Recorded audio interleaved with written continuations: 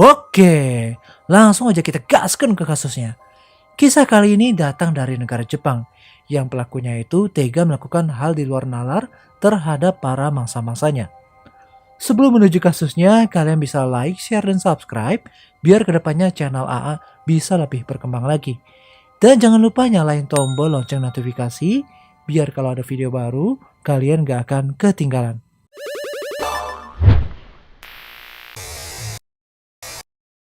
Kita menuju ke negara Jepang dulu nih, dan kita berkenalan dengan seorang pria bernama Kaoru Kobayashi yang lahir pada tanggal 30 November 1968 di prefektur Osaka. Sejak kecil dia bekerja sebagai tukang koran karena keluarganya miskin dan ibunya pergi meninggalkan dia pada tahun 1978. Hal itu pun membuat sifat Kobayashi menjadi agak penyendiri dan berbuat seenaknya. Lalu pada tahun 1989, Kobayashi melakukan hal tidak senonoh terhadap seorang perempuan di bawah umur dengan cara yang gak waras, dan dia pun akhirnya dijebloskan ke sel buih selama 2 tahun. Setelah bebas, bukannya tobat, dia malah melakukan hal yang lebih parah lagi, di mana dia berusaha menghabisi seorang cewek muda, namun sayangnya usaha itu gagal, dan dia harus ditahan selama 3 tahun karena percobaan menghabisi seorang cewek muda ini. Setelah 3 tahun menjalani masa tahanannya, dia dibebaskan bersyarat pada tanggal 9 November 1995. Kobayashi melanjutkan kehidupannya dengan bekerja di kios koran untuk toko Asahi Shimbun di daerah Tomio dekat prefektur Nara. Kegiatannya yang monoton terus-menerus membuat dia harus melampiaskan hasratnya untuk membeli film-film biru, namun lagi-lagi hasratnya masih belum terpuaskan kalau hanya dengan menonton film-film seperti itu. Ia pun merencanakan sesuatu yang gila dan bakal menggemparkan seluruh negeri Jepang gara-gara kelakuannya. Dan pada tanggal 17 November 2004, Kobayashi menangkap seorang cewek cantik secara random bernama Kaede Ariyama yang pada saat itu kebetulan sedang pulang dari sekolahnya di daerah Tomio Utara dan menuju ke rumahnya. Kebetulan cewek cantik yang ditangkap oleh Kobayashi itu ternyata memiliki ponsel genggam. Kobayashi juga mengirim foto Ariyama yang sedang digauli kepada ibu kandungnya sendiri, dan gak lupa juga mengirim pesan, "Aku sedang menggauli putrimu dengan nikmat. Sebentar lagi dia bakalan menuju alam baka." Kemudian Kobayashi langsung menghabisi Ariyama dan membuangnya di kota Heguri dekat prefektur Nara yang ditemukan pada malam itu juga. Badan Ariyama langsung dibawa oleh pihak berwajib untuk keperluan penyelidikan. Di sana dia dinyatakan kehilangan nyawanya karena ditenggelamkan di dalam bak mandi sehingga kehabisan nafas. Akan tetapi pada saat itu nih alur, pelakunya si Kobayashi masih belum tertangkap karena sulit banget untuk melacaknya dan pihak berwajib masih kesusahan dengan identitas pelaku.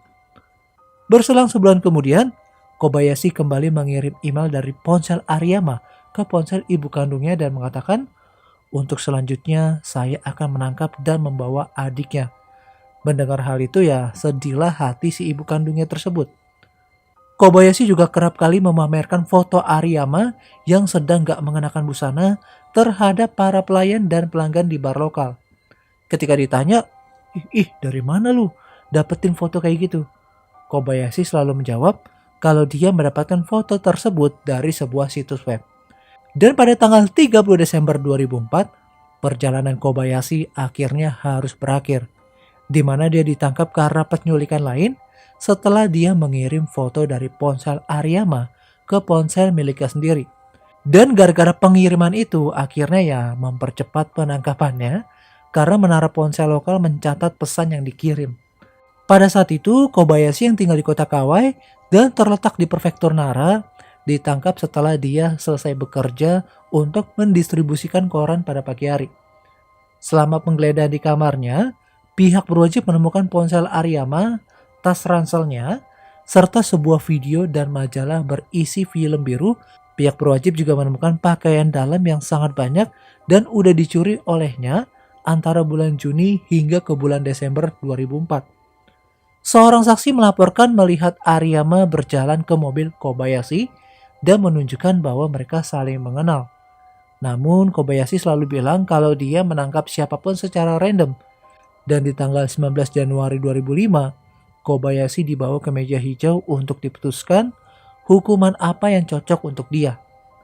Dari kejadian setelah tertangkapnya Kobayashi, manajer ejer pengiriman surat kabar di mana tempat Kobayashi bekerja membuat laporan bahwa uang sebesar 230.000 yen atau setara 28 juta rupiah telah dicuri oleh Kobayashi. Lagi-lagi dia harus menerima hukuman berlapis setelah ditangkap karena melakukan tindakan gila terhadap Ariyama. Kejadian gila yang dilakukan oleh Kobayashi malah memicu efek negatif terhadap budaya otaku di Jepang. Jadi budaya ini udah menjadi subjek kepanikan moral sejak penghilangan nyawa besar-besaran yang dilakukan oleh Tsutomu Miyazaki pada tahun 1989. Beberapa bulan setelah pengadilan pertamanya, tepat pada tanggal 18 April 2005, Kobayashi berkata kepada pengadilan bahwa dia ingin dihukum mati secepat mungkin seperti apa yang terjadi kepada Tsutomu Miyazaki dan Mamoru Takuma. Untuk bahasan Tsutomu Miyazaki, AA nggak usah bahas lagi ya, karena udah banyak banget YouTuber yang bahas. Sedangkan untuk Mamoru Takuma, hanya AA aja sih yang bahas. Dan udah pernah dibahas ya sebelumnya, nanti kalian tinggal klik aja link yang di atas setelah nonton video ini. Namun lagi-lagi, pengadilan masih mempertimbangkan hukuman apa yang pas untuk Kobayashi, mengingat dia didiagnosis menderita gangguan kepribadian antisosial. Akan tetapi hakim menilai kalau Kobayashi ini cukup waras untuk bertanggung jawab atas tindakannya.